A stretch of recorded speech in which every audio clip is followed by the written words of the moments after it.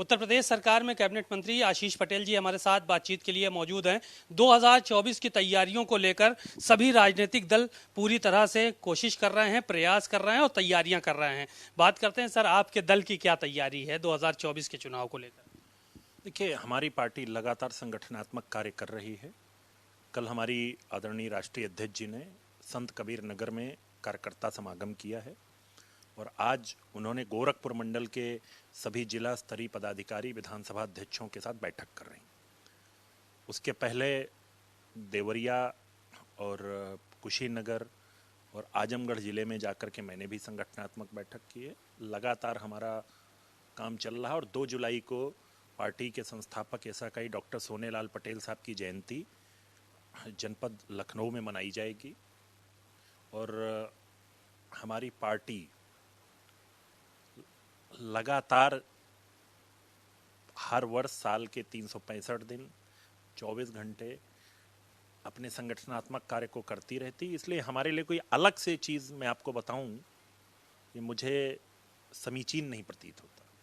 लेकिन समाजवादी पार्टी मेहनत कर रही है संगठन को मजबूत करने के साथ, जातीय जनगणना और सामाजिक न्याय की भी बात कर रही है जोर शोर के साथ।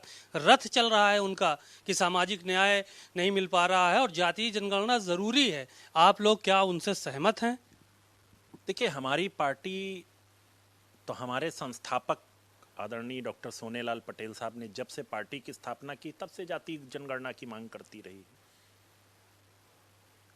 उनके लिए ये राजनीतिक फार्मूला हो सकता है, पर हमारे लिए तो हमारी पार्टी के संस्थापक 1995 से जब से अपना दल का गठन हुआ है तब से जातीय जनगणना की मांग करते रहे हैं। गठबंधन में आप लोग क्यों दबाव नहीं बना रहे सरकार के ऊपर? कराए जातीय जनगणना। देखिए, मैंने फिर आपसे एक बात कही, हमारी नेता ने सामाजिक न्याय से संबंधित जो विषय थे, केंद्रीय विद्यालय में प्रवेश परीक्षा में पिछड़ों का आरक्षण हो, नवोदय विद्यालय में प्रवेश परीक्षा में पिछड़ों का आरक्षण हो, सैनिक स्कूल में पिछड़ों का आरक्षण हो, चाहे नीट में पिछड़ों का आरक्षण हो, लगातार प्रयास किया। और माननीय प्रधानमंत्री जी को मैं धन्यवाद देना चाहता हूं कि हमारी नेता ने जब जब विषय उठाए हैं उन विषयों को गंभीरता से लेते हुए पिछड़े वर्ग के हितों का जो भी विषय आया है उस पर सरकार ने गंभीर कार्रवाई की है।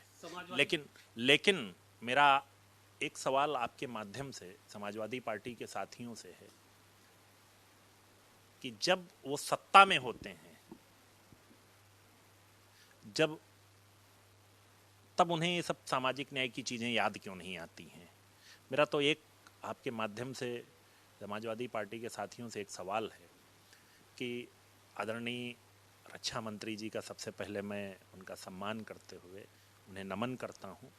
जब वो रक्षा मंत्री थे तो उस समय सैनिक स्कूल में पिछड़ों के छात्रों के लिए प्रवेश परीक्षा में आरक्षण की याद क्यों नहीं आई?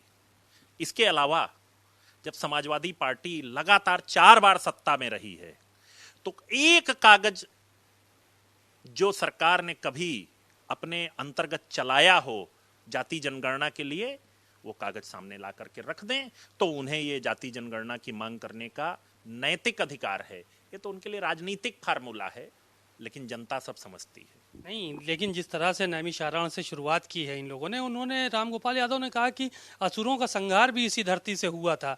तो अखिलेश यादव ने कहा जिसका कोई सुर ना हो उसको असुर कहते हैं हम, जो संविधान के सुर में सुर ना मिला है, जो न्यायपालिका के सुर में सुर ना मिला है, उसको जो है वो असुर कह रहे हैं। तो आप लोग उनकी इस बात से सहमत हैं? क्या आप लोग भी ऐसे लोगों के साथ हैं?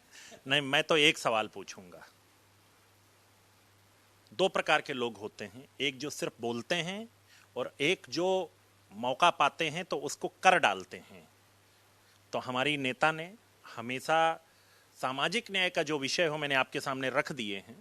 जो विषय उनके संज्ञान में जैसे जैसे आते गए उन विषयों को माननीय प्रधानमंत्री जी के सामने उठाती गई और उन विषयों पर हल भी प्राप्त करती गई। लेकिन मेरा तो सवाल ये है कि जब आप 4 बार सत्ता में रहे हैं तो सामाजिक न्याय के जो विषय मैं रख रहा हूं, जिनको हमारे माननीय प्रधानमंत्री जी के नेतृत्व वाली सरकार ने किया है, उन विषयों को हल कराने का कभी आपके सामने याद क्यों नहीं आई?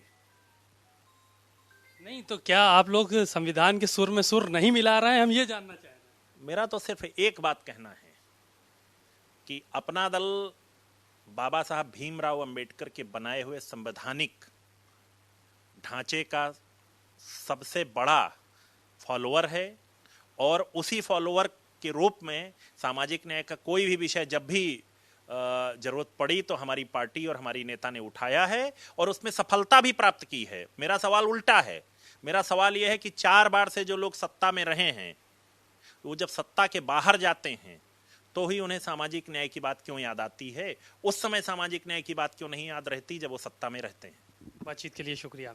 आशीष पटेल जी थे, उन्होंने तमाम बातें कहीं और साफ तौर पर समाजवादी पार्टी के नेताओं से ही सवाल पूछा कि जब वो सत्ता में थे तो उस वक्त सामाजिक न्याय और जातीय जनगणना की याद उनको क्यों नहीं आई। कैमरामैन अमरीश राजवंशी के साथ सीमा नकवी, भारत समाचार, लखनऊ।